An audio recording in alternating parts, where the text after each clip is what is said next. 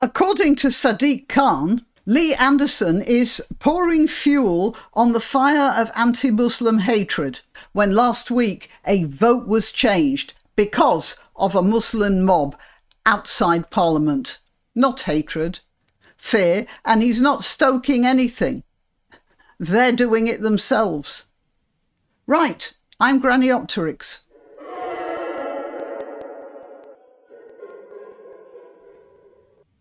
This is what Lee Anderson actually said. The cowardly Khan running London, he seems to be letting the not only the Jewish population down, but the whole population of London and Britain as a whole. And I heard the comments earlier you was making about Suella, some of the comments she made earlier this week, and I don't actually believe that these Islamists have got control of our country, but what I do believe is they've got control of Khan, and they've got control of London, and they've got control of Storm as well.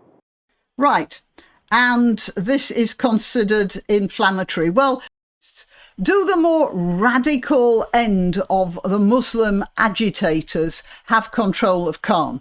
Well, I can't say one way or the other. What I can say, though, is that it used to be that on London Underground, on the escalators, into the area where the platforms are, all the way down, there used to be lingerie adverts, swimsuit adverts, those sorts of things. As soon as Khan came in, they all went. And that was years ago. I don't know how Khan's been in power. And then there is this little thing in the Metro. Met cuts ties with advisor who previously praised Hamas founder. This guy here. A prominent mosque chairman who previously praised the founder of Hamas has been removed as an advisor to the Metropolitan Police. And it would have been people like him advising the police, who, of course, would like to take advice from somebody so they don't have to have the responsibility of making their own decisions. They removed him as an advisor, but not until he'd advised them on how to deal with all those riots going on in London, ostensibly Free Palestine, but really it was against the democracy of Britain. And people like this, Hamas employees, affiliates, admirers, whatever, they're people like these are giving the police advice on this. I'm interrupting to remind you to click like and to subscribe and share. Please click the notification bell and check that you really are still subscribed. All the links to my other channels are in the description. Thank you. So Scotland Yard said it had decided to cease engagement with Mohammed Kosbar. Kosbar? That's a herb. Coriander, I think. Oh, well, anyway, after a very fragrant herb for this guy. This sort of bit of a disconnect, isn't it? After a social media post from late January was brought to our attention and reviewed. From late January 2024, that is last month. Last month. Just a few weeks ago, in fact, you know, maybe 3 weeks ago, as I'm making this video. The Telegraph revealed that Mr. Kosbar was a member of the Force's London Muslim Communities Forum, a strategic advisory body the Met has said exists to inform and help shape policy and procedure at a strategic level. Oh, a load of corporate speak there. And then at the bottom here, they mention Atiq Malik, a hard left activist. No, an Islamist, a Muslim apologist and activist. Led the London Muslim Communities Forum until November, when the Met cut ties with him after the Telegraph revealed that he'd been filmed chanting from the river to the sea and railing against the global censorship by the Zionists.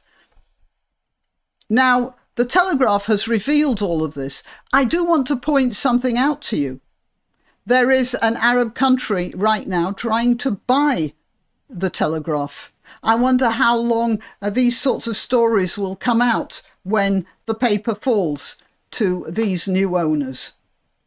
Just a question. I tend to agree with Lee Anderson.